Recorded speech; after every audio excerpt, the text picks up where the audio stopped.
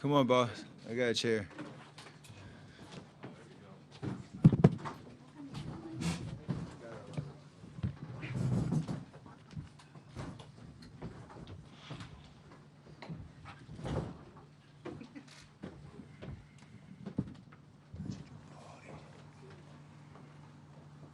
All right, Krista, first question right here on the front on one. The microphone's coming right over. Hey guys, Trista Crick, USA Today. I would love to hear from both of you guys whether you actually think momentum is real, and if so, does it carry over from game to game, in your opinion, in your experience? It's definitely a real thing. It's just a matter, can you capitalize on it? You know, once the next game starts, and lock in and focus on details and kind of see the adjustments the other team is going to make, especially in the playoff series, because that happens. They watch film, try to tinker a little bit, but momentum and just confidence in terms of what we're trying to accomplish every possession, every quarter in order to win the game. It's definitely a real thing. Mark on the left side. It is for Steph and Klay, Mark Medina, Bay Area News Group. What do you expect the emotions will be like tomorrow, knowing Kevin's out and final game at Oracle? I expect us to obviously come out and play as hard as we can. We're not even thinking about the future. We're just thinking about enjoying this last show at Oracle. We're about to give our fans. Then I expect our fans to be the loudest they've ever been, especially in the name of Kevin and, you know, bringing his type of spirit he would bring to the fight and the competitiveness. I know our fans will do that because we deserve it, but more importantly, Kevin does for what he gave this team, this organization. There wouldn't be banners if it wasn't for his presence, so we expect our crowd to be loud for him. Mark over here on the left. For both of you guys, Mark Schwartz, ESPN, I know you're trying to take something from him right now, but during this long series on this stage, what has impressed or blown you away most about Kawhi Leonard? I mean, he's a gamer. He's shown that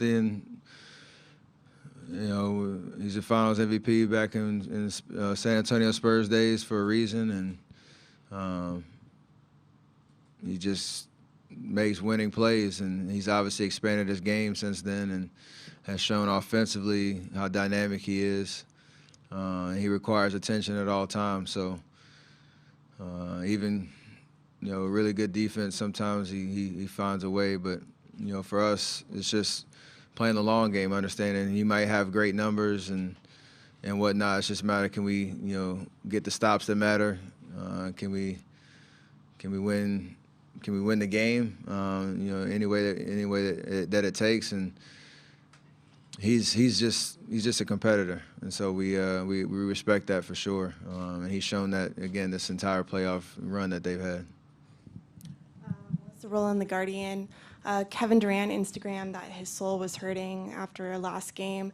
Have you guys had a chance to check in with him? How's he doing? How are you guys doing? And how much are you guys going to be playing for him come tomorrow?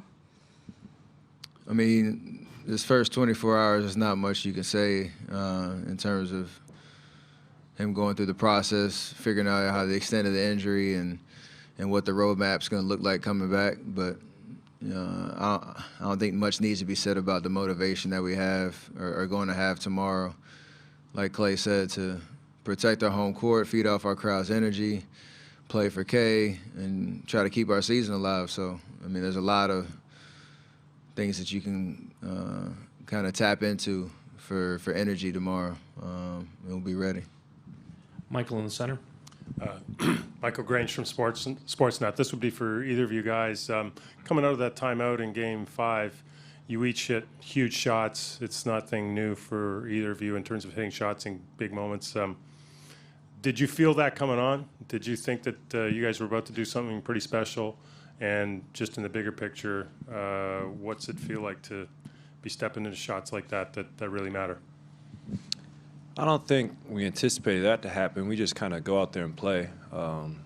We're very in tune with each other, being that we've played with each other for years. So when we hit the open man, like Steph doesn't stop moving. That's how he got that curl three.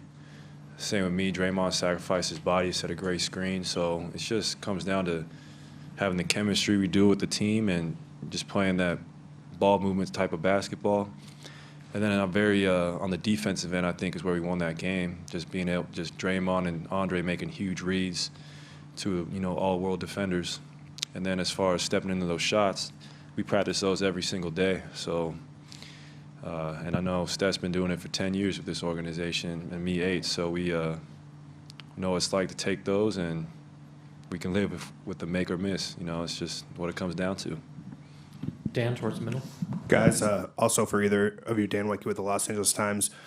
Obviously, Kevin won't play the rest of this year, so that means the Death lineup or the Hamptons Five lineup won't be out there. How important of a tool has that been for you guys since he's gotten here? And what do you think sort of the lasting legacy of that lineup and the way that kind of changed the way teams played? What do you think that'll be?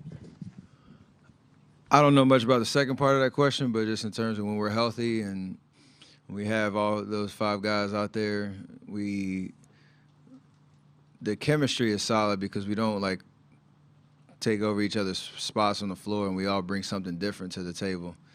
And we work off each other really well. There's a trust factor and just a rhythm to it on both ends of the floor. And I think we all just enjoy the pace that we can play with and the speed that we can show. So, it's just one of those things that when you see those 5 guys out there, something good's about to happen. And really, you don't know where it's going to come from, too. That's the best part about it. And we all enjoy each other's successes. So, it's a great lineup, obviously. I don't know the lasting legacy or whatever. Hopefully, there's still more of that to come. Over on the far right. Josh Peter with USA Today. Steph, there's some video online showing your parents getting heckled pretty bad outside the team hotel in Toronto. In light of what happened with Aisha, the fan getting arrested for the vulgar comments and some of the aggressive fan behavior, what do you make of what's happened?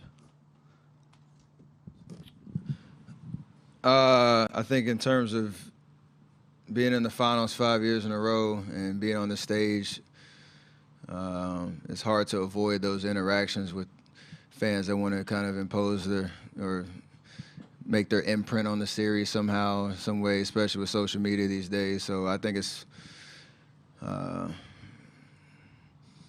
of stupid, to be honest, in terms of people camping outside our hotel just to yell expletives at either us or our family members or whatever the case is. But we handle all that stuff with class and try to ignore it the best we can. And if they get something out of it, so be it. But it doesn't affect us at all in terms of what we're trying to do and how we carry ourselves, us as team, as players, and people that represent us and our families as well. And in the front. Ann Kelly on San Francisco Chronicle. For both you guys, you're elite athletes, and there's a lot of talk right now about who's to blame for what happened to Kevin, if the organization pressured him, if he felt pressure from his teammates. I'm just wondering if, Klay, you've recently been injured, Steph, you've been injured in the past. What's your feeling about that kind of conversation about the blame game? I mean, everybody has great 20/20 hindsight, and it's 24 hours in a day, and there's a lot of different takes you can have on a situation like that. In our cases, and as well as Kay and knowing him as a person and behind the scenes, we all want to play basketball. Like, if we have an opportunity to play or a chance to play, we want to play, and that's just how it is as competitors, and especially at this stage. So I trust our medical staff and know Bob Myers has our best interest in terms of not just what we can do in this series, but long term and our overall health. So you can see how hard he took it, talking to you guys after the game, and that's really genuine and authentic. So you can waste time talking about the what ifs and this and that. Injuries are tough, and they suck, and they're a part of our game, and they're going to continue to be a part of our game.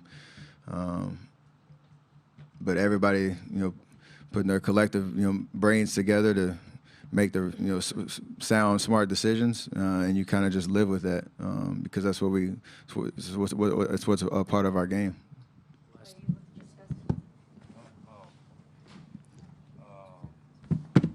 I agree with Steph.